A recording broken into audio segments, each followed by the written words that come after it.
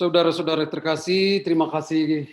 Selamat sore, salam sehat, dan Tuhan selalu memberkati kita semua. Kita berjumpa lagi dalam sesi kedua ini. Sebagaimana dalam sesi pertama, kita sudah lihat sedikit tentang pengalaman Yohanes dari salib di penjara sebagai simpul dari diri dan ajarannya. Juga kita sudah melihat sedikit bagaimana spiritualitas tulisan-tulisannya yang dihasilkan di dalam penjara dan di sesudah penjara. Baik, itu pada sesi kedua ini kita akan omong tentang simbol dan simbolisme. Dua kata ini memang penting sekali dalam memahami ajaran Santo Yohanes dari salib.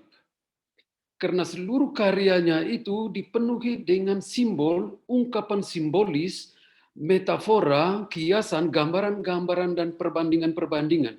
Di satu sisi sangat menarik untuk dunia sastra dan dunia seni, tetapi di sisi yang lain untuk memahami apa yang ingin diungkapkannya itu menjadi sesuatu yang agak sulit. Tetapi bukan berarti tidak mungkin, sangat mungkin.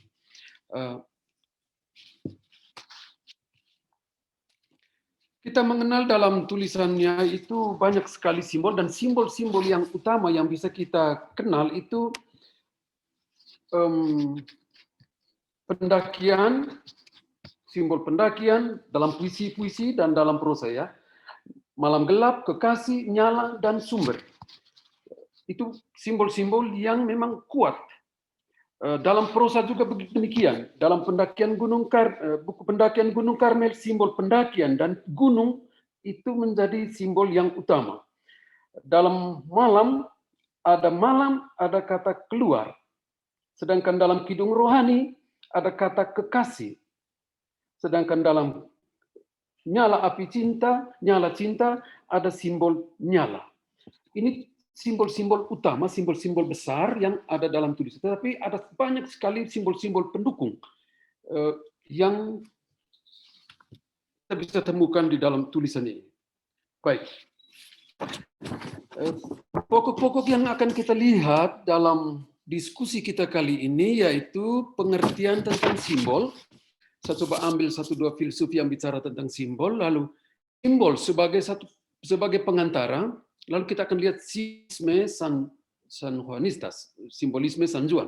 Lalu bagaimana pengelompokan simbol itu? Nanti kita akan lihat simbol-simbol proses, simbol-simbol pendakian, simbol-simbol terang, dan simbol malam.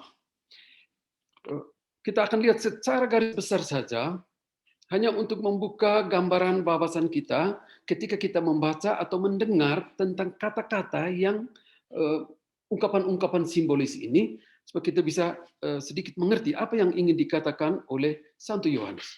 Baik, itu 4 pokok kecil. Semoga saya tidak berbicara bertele-tele dan panjang lebar.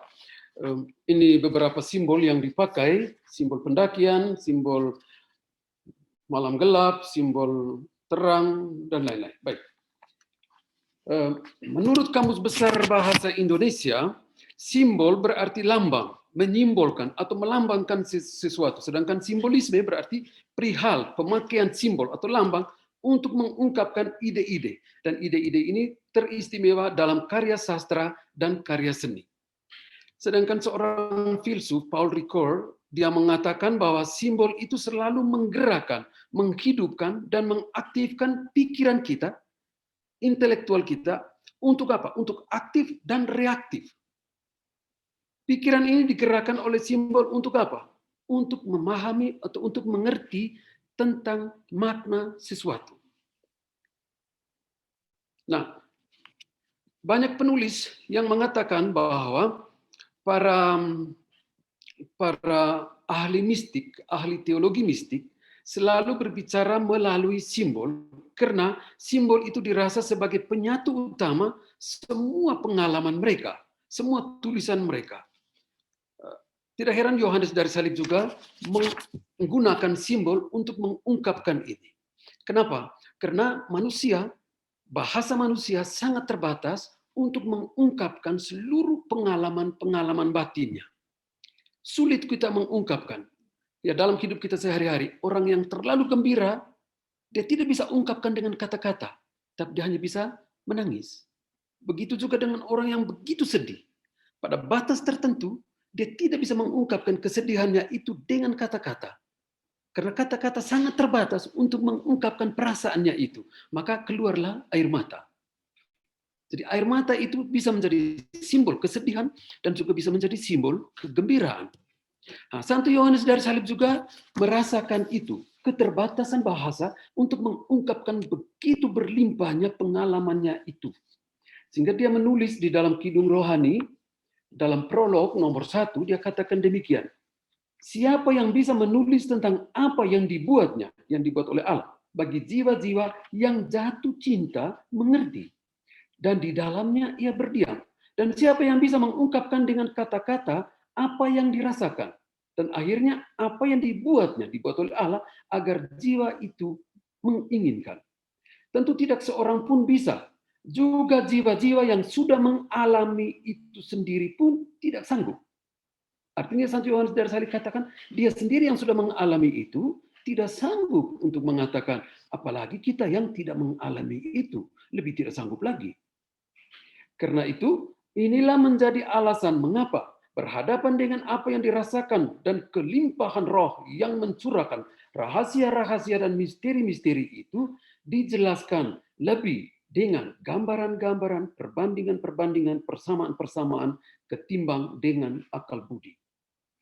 Itu alasan mengapa keterbatasan bahasa manusia. Baik, kita lihat poin kedua, simbol sebagai pengantara.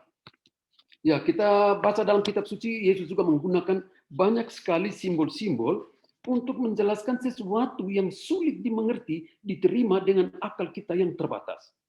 Yesus menggunakan bunga-bunga, pohon, anggur, terang, terigu, perjamuan, perkawinan, batu, pasir, dan lain-lain, alam semesta, untuk memperlihatkan kerajaan Allah. Untuk menyatakan kerajaan Allah. Kerajaan Allah ini sesuatu yang sulit kita tangkap dengan akal yang kita terbatas, maka Yesus menggunakan apa yang bisa kita lihat dengan mata jasmani, bukan tujuannya untuk mengerti apa yang dilihat dengan mata jasmani itu, tetapi untuk kita melihat lebih jauh dari yang bisa ditangkap oleh mata kita sendiri, yaitu dibalik dari semua yang kelihatan. Sehingga simbol itu sangat jelas untuk memperlihatkan sesuatu.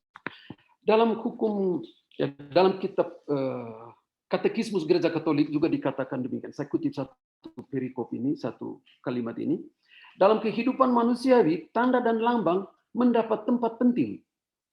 Karena itu sekaligus, karena manusia itu sekaligus makhluk jasmani dan rohani, menyatakan dan menangkap kenyataan-kenyataan rohani melalui tanda dan lambang-lambang jasmani. Sebagai makhluk sosial, manusia memerlukan lambang supaya melalui bahasa, melalui gerak-gerik dan kegiatan dapat berhubungan dengan orang lain yang sama berlaku berhubungan dengan Allah. Jadi simbol berguna untuk kita sebagai manusia, ya. Seperti saya menggerakkan tangan ini juga simbol, ya, dan juga sebagai manusia. Tapi simbol yang sama bisa digunakan untuk berelasi dengan Allah. Itu sudah ditegaskan dalam Katekismus Gereja. Jadi simbol yang ditulis oleh Santo Yohanes dari Salib ini kita perlu mengerti dalam konteks ini. Jadi simbol tidak sekedar sebagai lambang dari sesuatu, tetapi juga sintesis, rangkuman, kesimpulan dari sesuatu itu. Jadi dari berbagai disiplin ilmu bisa kita lihat bahwa simbol-simbol bisa dimengerti sebagai pengantara. Contoh, bunga yang diberikan oleh orang pemuda kepada pemudi, simbol mencintai. Bunga. Maka di balik bunga itu ada ekspresi cintanya yang diwujudkan dalam bunga. Dari sisi matematika, ya, kenapa dikatakan simbol sebagai satu sintesis? Dari aspek matematika. 1 tambah 1 sama dengan 2, seperti sudah dibaca dalam teks itu, 1 sama dengan 1 tambah 1 sama dengan 2, secara matematika. Tetapi bisa juga 1 tambah 1 menjadi 3. Karena 1 tambah hasilnya dari 1 tambah 1 itu artinya 3. Jadi sekarang ada 3. Begitu juga dari sisi antropologi. pertambahan antara seorang pria dan seorang wanita adalah 2, bapak dan ibu. Namun persatuan seorang pria dan seorang wanita menjadi 3, yaitu ketika menghasilkan anak. Jadi anak di sini menjadi simbol persatuan cinta antara 2 pribadi yang berbeda, pria dan wanita. Namun diri mereka sebagai pria dan wanita tidak hilang. Mereka tetap sebagai pria dan wanita, tetapi ketika sudah memiliki anak, maka mereka menjadi bapak dan ibu. Jadi ada 3 di situ.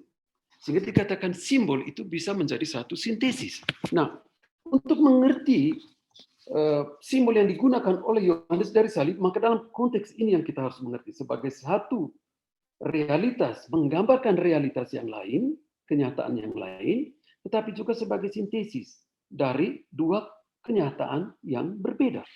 Baik. Tujuannya untuk apa? Tujuannya untuk memperlihatkan bahwa simbol-simbol itu bisa ditemukan, dalam simbol-simbol itu bisa ditemukan ajaran dan sistem teologi spiritualnya. Karena hanya di dalam simbol-simbol itu bisa kita temukan apa yang ingin dikatakan oleh Yohanes dari salib. Sehingga banyak orang, ahli-ahli sastra, mereka lebih senang membaca puisi Yohanes dari salib karena itu ekspresi yang mendalam tentang pengalamannya akan Allah. Sedangkan prosanya itu adalah penjelasan yang sangat bersifat pastoral kepada orang-orang lain tentang pengalaman akan Allah yang ada dalam puisinya. Baik. Kita lihat poin berikut. Simbolisme dalam tulisan Santo Yohanes dari salib. Yohanes dari salib sendiri menjelaskan alasan menggunakan simbol dalam pengantar buku Kidung Rohani seperti yang kita katakan tadi. Ya, siapa yang bisa menjelaskan, mengungkapkan pengalamannya yang begitu dalam, perasaannya yang begitu mendalam tentang cinta dan kebaikan Allah. Hanya bisa diungkapkan dengan simbol-simbol. Seperti tadi saya contoh bahwa mengungkapkan cinta yang besar dari seorang pemuda kepada seorang pemudi, dia memberikan sesuatu, memberikan bunga atau menulis puisi, itu simbol yang mengungkapkan seluruh dirinya, seluruh perasaan, seluruh apa yang ada di dalam dirinya yang ingin dikatakan kepada orang lain. Baik. Jadi Yohanes dari salib berusaha memecahkan kebuntuan bahasa dan kemampuan mengungkapkan apa yang tidak bisa diungkapkan. Sehingga seni dia meramu dan menampilkan menjadi satu sumber yang satu tulisan yang begitu indah. Ya, yang tidak saja menjadi ciri khusus dalam bait-bait tapi juga berkembang indah dalam prosa dan komentar atas tulisan-tulisannya. Nah, simbol itu memungkinkan manusia atau pembaca untuk bisa mengenal dari apa yang dikenal secara fisik kepada apa yang tidak bisa dikenal, yang dari kodratnya memang tidak bisa diungkapkan dengan dalam bahasa manusia, tidak bisa. Nah, dari perspektif ini tanpa ragu simbol itu menjalani fungsi ilmu pengetahuan, ya, berhubungan dengan intuisi atau berhubungan dengan intelektual manusia, dimensi seni dan afeksi manusia. Ya. Jadi simbol itu menjadi jembatan pengantara antara pengalaman pribadi dan doktrin yang diajarkan. Jadi dia menggunakan simbol itu untuk mengajarkan pengalamannya dan doktrin yang ingin disampaikan atau ajaran yang ingin disampaikan. Jadi simbol, ungkapan simbolis, metafora, perumpamaan yang kita temukan dalam tulisan Santo Yohanes dari sini memperlihatkan bagaimana kemampuan intelektualnya, kehebatan batinnya untuk menginterpretasi, untuk mengungkapkan pengalamannya akan Allah, ya, pengalaman cinta Allah kepadanya. Tetapi di sini kita perlu melihat bahwa di balik semua penggunaan kata-kata simbolis, metafora, kiasan, perumpamaan-perumpamaan, ada satu dasar yang kuat, yaitu cinta. Cinta itu menjadi kata kunci untuk mengerti Yohanes dari salib dan mengerti tulisan atau kata-kata yang dia pakai di situ. Ya. Cinta dianggap dan dirasakan sebagai dorongan keinginan yang terus-menerus bergerak, cinta dari dalam diri. Ya, oleh karena itu dalam Kidung Rohani dia katakan, oleh karena itu cinta bernyala dalam jiwa dengan baja yang sudah dikenal dalam keindahan ciptaan kekasihnya, dengan rindu untuk melihat keindahan yang tak terlihat itu. Jadi Allah itu seperti keindahan, dan keindahan Allah itu tidak bisa diungkapkan. Ya. Cinta Allah yang besar itu tidak bisa diungkapkan, hanya bisa diungkapkan dengan melalui simbol itu. Ya. Jadi atas dasar fundamen cinta ini, kita bisa membagikan mengelompokkan simbol-simbol yang digunakan oleh Santo Yohanes dari Salib. Baik. Pertama kita lihat simbol-simbol proses. Santo Yohanes dari Salib menggunakan kata gerak keluar, gerak berangkat, ya, sebagai satu dinamika spiritual, dinamika dalam diri kita dari proses pengalaman akan Allah. Dalam buku pertama Malam Gelap ia katakan demikian. Pada keluar ini, ya, gerak keluar, jiwa katakan bahwa ia bisa melakukan dengan kekuatan dan panas. Agar dengan itu ia diberi cinta kekasihnya dalam kontemplasi yang gelap yang menggembirakan. Kata gerak ini dimengerti bahwa jiwa itu sebenarnya, kita ini sebenarnya sudah pada titik batas spiritual yang aman dan yakin. Ibarat kita berada dalam rumah.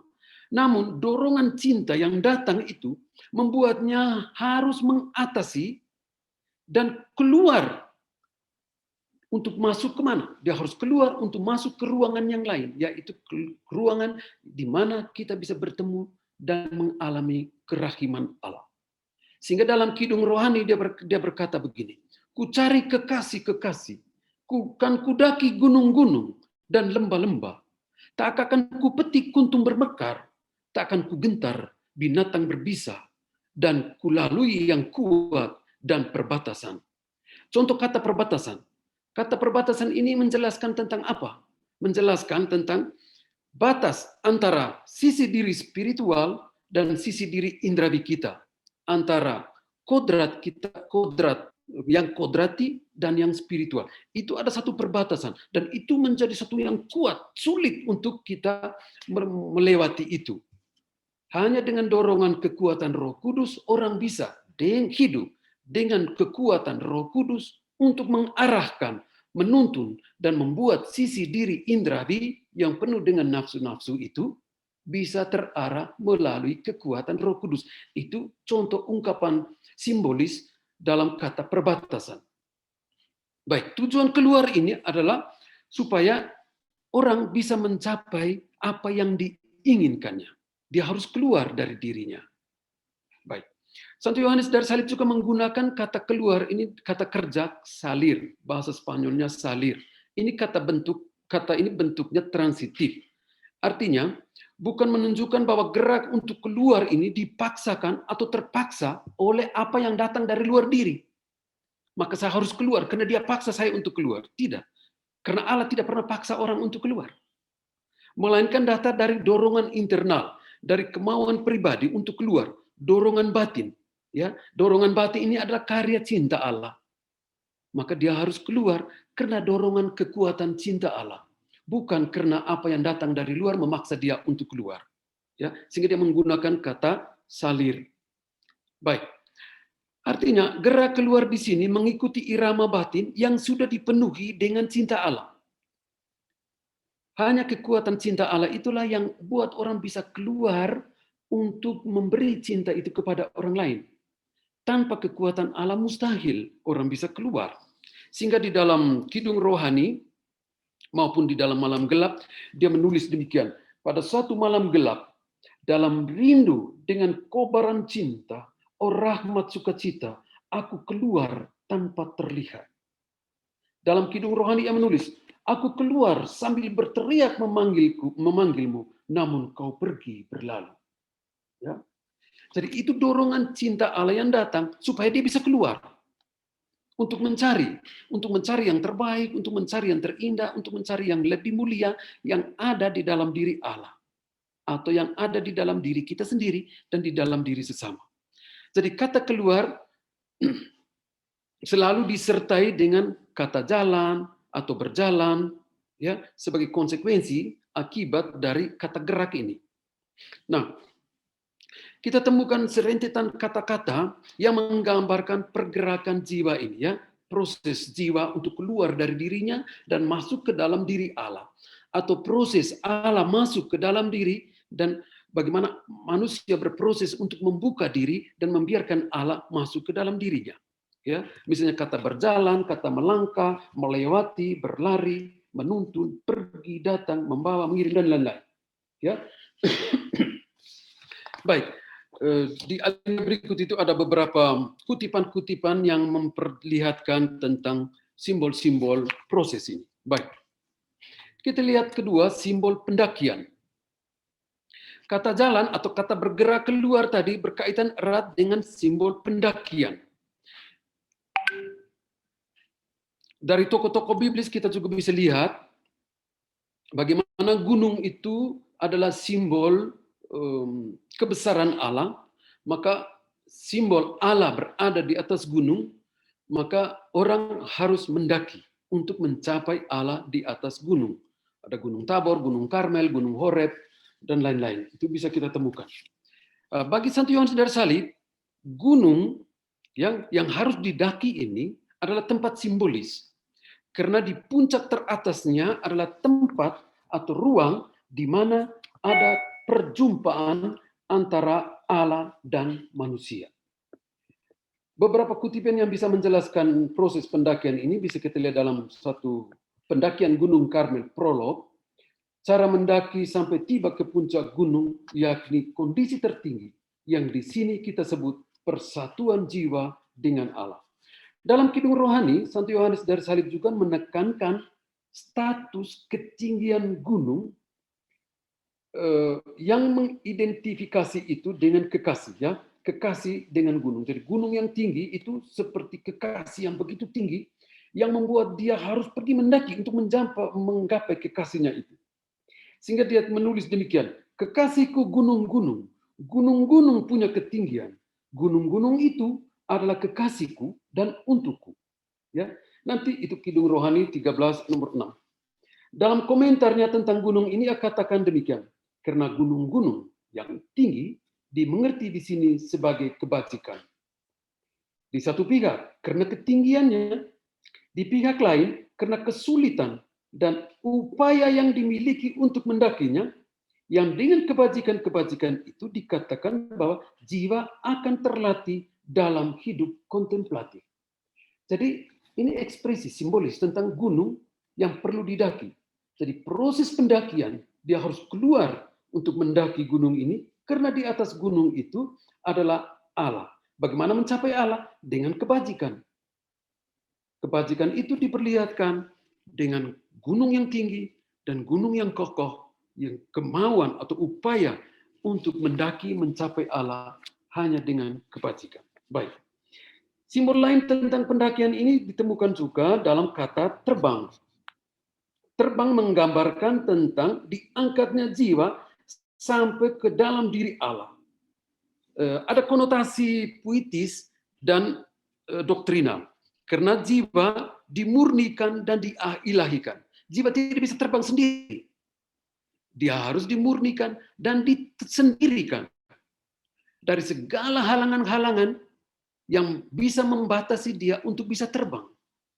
Maka terbang itu adalah sebuah pendakian yang hanya bisa terjadi dengan bantuan Allah, dengan kekuatan kebajikan yang dijalani oleh manusia. Sehingga dia bisa terbang. Baik.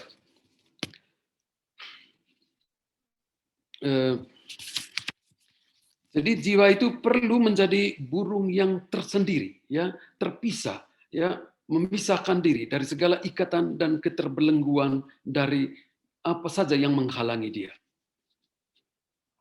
Jadi gambaran tentang terbang ini selalu berarti ke atas, ya, ke atas, ke dalam diri Allah. Diri Allah digambarkan sebagai yang di atas, ya. Untuk ini mempunyai implikasi, ya, menuju kepada kedalaman, menuju kepada satu apa yang ada di dalam diri kita, Allah yang ada di dalam diri kita, ya. Tapi Santo Yohanes dari Salib yakin bahwa terbang akan selalu melambangkan pergerakan menuju ke atas, ya. Dalam kidung rohani dia katakan demikian. Dikatakan di sini bahwa jiwa itu dibuat bagikan burung yang tersendiri. Karena dengan cara kontemplasi yang demikian, ia memiliki semangat, spirit yang dimiliki oleh burung itu, yakni ada 5. Biasanya ia berada pada level yang tertinggi, ya. Hanya cinta pada momen ini yang bernyala, terbakar hatinya oleh kekasih, karena sejak itu dia yang menuntun dan menggerakkan jiwa dan membuatnya terbang kepada Allah melalui jalan keheningan. Ya, itu saya hanya ambil 2 kata untuk menggambarkan tentang simbol pendaki. Baik, kita lihat simbol yang ketiga, simbol terang. Berbeda dengan apa yang ada di dalam kidung rohani dan dalam nyala cinta, di mana terdapat begitu banyak simbol dan metafora yang digunakan untuk mendukung simbol utamanya yaitu nyala dan kekasih yaitu Allah, dalam puisi Malam Gelap dikuasai oleh satu simbol utama yaitu malam. Simbol itu mulai dari awal sampai akhir muncul kata malam ini. Jadi simbol malam ini bukan gambaran tentang sesuatu yang statis, ya, kaku, ya, tetapi ini dinamis dan sangat hidup malam ini. Karena menggambarkan tentang proses transisi, proses jiwa kita dari apa yang sangat manusiawi kepada apa yang ilahi. Dari apa yang mengandalkan diri kita dan apa yang diri kita dituntun dan dikuasai oleh rahmat Tuhan sendiri. Jadi itu malam. Jadi dinamika malam bergerak antara 2 kutub, yakni yang satu datang dari Allah sendiri sebagai titik tujuan akhir dan yang satunya titik berangkat dari manusia. Sehingga di dalam stansa kelima Malam Gelap itu dia tulis begini, "Oh malam yang sudah menyatukan atau yang sudah satukan kekasih dan kekasih. Kekasih bertransformasi dalam kekasih." Baik, untuk mengerti tentang simbol malam tidak bisa dipisahkan dengan terang, dengan nyala, dengan api, dengan panas. Ya, ini sebenarnya simbol-simbol yang menggambarkan tentang Allah Roh Kudus. Ya, nyala, terang, api, panas, air itu gambaran tentang Allah Roh Kudus yang membantu jiwa di dalam proses transisi malam gelap. Proses keluar dari malam, masuk ke malam gelap dan keluar dari malam gelap itu ada kekuatan terang di situ, yaitu Roh Kudus. Jadi simbol terang ini sungguh menguasai tulisan Santo Yohanes dari Salib sehingga kita banyak temukan apa yang berhubungan dengan simbol malam. Panas, nyala, sentuhan yang berhubungan dengan terang. Lampu, cerah, sinar, percikan, terang, benderang, dan lain-lain. Baik. Yang ke berikut. Simbol malam. Simbol malam ini memang kita sudah jelaskan sedikit di atas, tetapi karena dia ini menjadi sesuatu yang sulit untuk dimengerti tentang malam ini, maka saya coba kelompokkan sendiri sebagai satu simbol malam. Malam ini bisa dikatakan sebagai simbol, sebagai metafora, sebagai analogi dalam konteks sesuai dengan apa yang dikatakan dalam konteks apa yang ditulis oleh Yohanes, ya. Kata malam diberikan untuk menjelaskan 3 tahapan pengalaman mistik, ya. Mati raga atau mati dari segala nafsu, iman, dan Allah. 3 konteks ini diberi dengan satu kata malam. Jadi penjelasan dari 3 nama ini Yohanes dari Salib menggunakan dinamika malam, sehingga malam itu satu dinamika, ya, dinamika diri manusia secara antropologi manusiawi, dinamika iman sebagai jembatan untuk menghubungkan antara Allah dan manusia, dan Allah sendiri sebagai tujuan akhir dari proses perjalanan Allah, manusia kepada Allah dan Allah kepada manusia, dikaitkan dengan iman. Dan itulah maka manusia mengalami malam. Baik. satu dua kesimpulan. Sebagai kesimpulan kita bisa katakan bahwa apa yang dijelaskan Santo Yohanes dari salib ini sebagai satu makrokosmos, ya, alam semesta, pengalaman, tetapi juga itu terjadi di dalam diri kita sebagai mikrokosmos di dalam diri. Jadi pengalaman itu ada di dalam diri kita. Nah, Santo Yohanes dari salib menjadi contoh terbaik dari ungkapan klasik dalam ilmu hermeneutika, ya, ilmu penafsiran, bahwa isi dan forma adalah dua aspek yang saling melengkapi. Atau dalam bahasanya Pater Federico dia katakan, mereka yang mencari dalam tulisannya seluruh misteri ilahi, pengalaman doktrin, maka akan sangat membantu dengan belajar soal bahasa dan gaya mengungkapkannya. Dan mereka yang menyukai dan menganalisa sisi bahasanya akan terbantu langsung atau tidak langsung dengan pengalaman mistik dari penulis sendiri. Artinya, tanpa mengenal relasi timbal balik antara isi dan cara mengungkapkan, maka kita sampai pada kesimpulan yang tidak seimbang, keliru, dan tidak fokus tentang ajaran Santo Yohanes dari salib. Baik, itu saja. Saya sangat singkat, minta maaf. Penjelasannya terlalu umum, mungkin bisa membingungkan, tetapi saya harap dalam diskusi bisa saling berbagi. Baik, terima kasih. Kembali ke moderator.